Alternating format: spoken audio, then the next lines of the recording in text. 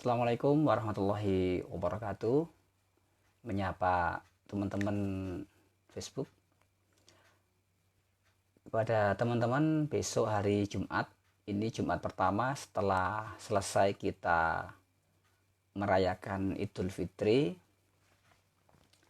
maka kelas pendampingan menulis online, kelas pendampingan menulis jarak jauh akan kita buka mulai Jumat besok.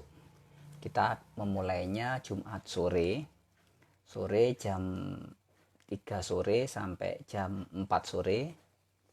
Kita siapkan di streaming khusus dan diskusi kita di Facebook group juga. Jadi di kelas menulis online ini teman-teman kita pandu untuk menulis, praktek menulis, benar-benar menulis. Yang pertama, bagi teman-teman yang ingin menulis pengalaman hidupnya menjadi sebuah buku inspirasi, sebuah buku motivasi, atau menjadi personal branding bagi teman-teman yang menulis, nanti kita pandu, kita siapkan. Target kita tidak banyak, cukup 12 bab saja. 12 bab targetnya. Satu bab 10 halaman, di total 120 halaman itu minimal. Total ada 120 halaman ditambah kata pengantar, kemudian daftar isi, lampiran, ucapan terima kasih, bisa sampai data-data pendukung menjadi 150 halaman. Jadi minimal 120 halaman selesai, ditambah dengan cover. Nah, di situ kita akan praktek teman-teman. Jadi target kita 1 minggu 1 bab. 1 minggu 1 bab, jadi kita selesaikan dalam 12 minggu. Jadi ketika teman-teman serius, bersungguh-sungguh meluangkan waktu dalam 1 minggu, dalam 1 hari, setengah jam untuk menulis, maka target 1 bab dalam seminggu, 12 bab dalam 12 minggu akan selesai. Nah, kemudian kita lakukan editing, kita lakukan revisi, nah, kemudian kita lakukan draft tulisannya menjadi buku dan siap kita cetak pada minggu berikutnya. Nah, di sini untuk menulis ini sangat mudah dan membutuhkan komitmen keseriusan dari teman-teman ketika belajar menulis. Siapa sih yang butuh menulis? Siapapun yang ingin menulis. Jadi istilahnya branding kita terbagi menjadi dua. Satu berbicara, yang kedua menulis. Dengan menulis, kemudian berbicara, branding kita menjadi lengkap. Nah, menulis memang di era online ini tidak harus menjadi sebuah buku. Teman-teman bisa menulis di status Facebooknya, kemudian menulis di web, di blog, di aplikasi menulis online, itu juga sudah cukup banyak teman-teman. Lalu kenapa kita mesti menulis menjadi sebuah buku fisik? Ya sebetulnya tidak ada keharusan. Ini menulis di buku itu sebagai pilihan kita, karena kita bisa menulis karya kita menjadi e-book atau digital apa ya namanya ya, digital produk. Jadi tidak harus dalam bentuk buku fisik seperti ini. Kita bisa menulis menjadi sebuah e-book. Nah, bahkan kita menjual e-book pun sekarang ada banyak platform. Ada yang di platform di website, di digital, kemudian bahkan masuk ke Google Play, masukkan ke Amazon, itu pun juga bisa teman-teman. Nah, di sini kita akan memberikan sebuah pengalaman yang menyenangkan bagi teman-teman ketika teman-teman belajar untuk menulis. Nah, menulis buku ini kita mulai dari tujuan awalnya teman-teman menulis untuk apa. Lalu bagaimana dengan teman-teman yang ingin menulis sebuah novel, sebuah tulisan, sebuah cerita?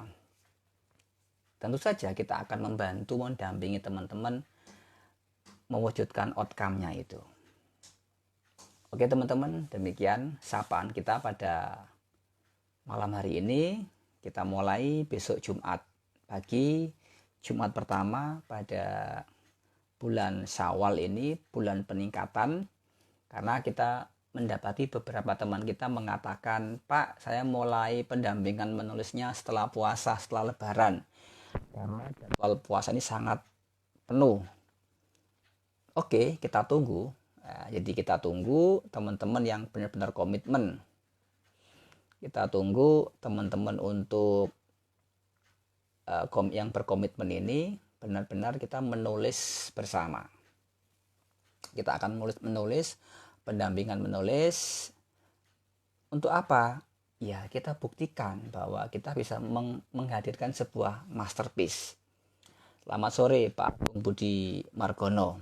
Nah, apalagi bagi teman-teman yang punya profesi sebagai public figure, kemudian profesi pembicara atau profesi apapun lah, bahkan seorang pedagang sekalipun, penjual, itu pun perlu memiliki sebuah buku.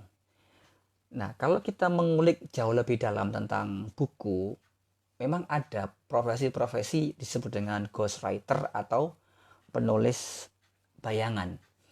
Penulis bayangan adalah penulis yang ketika menulis ini dituliskan oleh orang lain. Ada banyak tipe, ada banyak cara ketika seseorang ingin menulis buku. Nah, ketika seseorang menulis buku ini, ada dua cara. Sang pemberi order itu sudah memiliki konsep, sudah punya gagasan sangat detail. Nah, sangat detail gagasan ini, masalahnya orang yang bersangkutan punya kendala waktu untuk menuangkan ide-idenya, draftnya menjadi kata-kata dalam bentuk tulisan, itu mengalami kesulitan. Bisa kesulitan secara teknis atau kesulitan dalam waktu yang ada. Maka kita jembatani idenya, gambar garis besarnya seperti apa, nanti kita bantu membuatkan sebuah draft buku.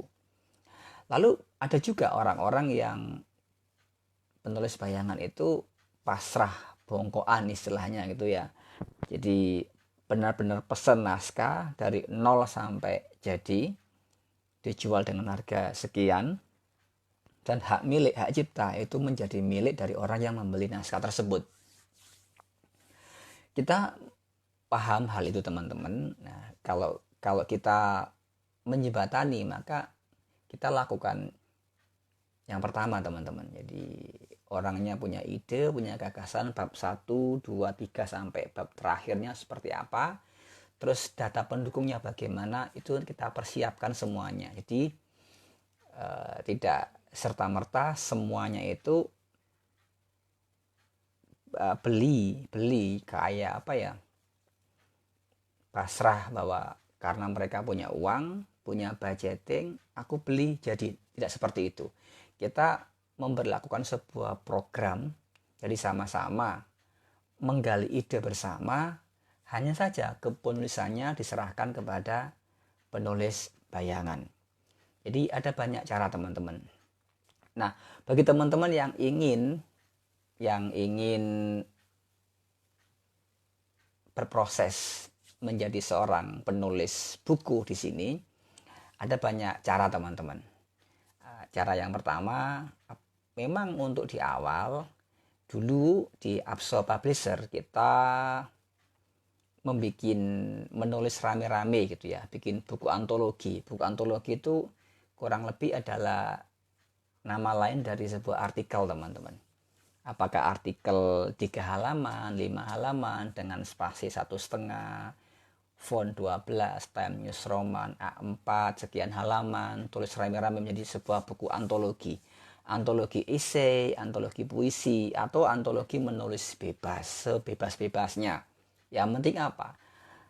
Memotivasi penulis pemula untuk menerbitkan buku. Itu kita lakukan di tahun-tahun, kalau tidak salah 2014 ya hal itu. Jadi sampai ada beberapa angkatan yang memang kita lakukan seperti itu, dan kita melihat teman-teman yang mengikuti itu berproses, sehingga mereka sebagian ada yang sudah memiliki penerbitan buku sendiri, masuk menjadi penulis di penerbit mayor, Nah, semuanya berproses teman-teman. Nah, kembali kepada topik kita, bagaimana kita menulis dan menerbitkan buku. Di menulis, menerbitkan buku ini saat ini menjadi lebih mudah teman-teman. Nah, ketika saya melakukan riset, membaca tentang ada buku-buku bestseller yang ternyata buku-buku itu diterbitkan sendiri oleh penulisnya. Ketika mengajukan ke penerbit ditolak, sampai akhirnya ketika diterbitkan sendiri, boom, meledak. Begitu juga para penulis-penulis cerita, penulis novel yang kita belajar di situ, ketika memiliki naskah pertama, masukan penerbit ditolak, beberapa kali. Sampai suatu ketika ada satu naskah yang masuk ke penerbit dan deal pas momennya, waktunya, judulnya, temanya, pas meledak. Mendadak, naskah-naskah yang lama yang dulu pernah ditolak itu ditanyakan juga, kayaknya dulu pernah deh nulis buku yang seperti ini, mana bukunya? Nah, itu pun diminta. Oke teman-teman, kita fokusnya adalah praktek bagaimana menjadikan pengalaman hidup kita itu menjadi sebuah buku. Apapun pengalaman Anda, pengalaman sebagai seorang YouTuber, sebagai seorang blogger, influencer, itu menarik untuk dijadikan menjadi sebuah buku. Berbicara itu mudah, menulis pun juga mudah. Bicara, menulis satu kesatuan yang luar biasa ketika kita jadikan satu menjadi formulasinya lengkap 100%. Oke teman-teman, terima kasih.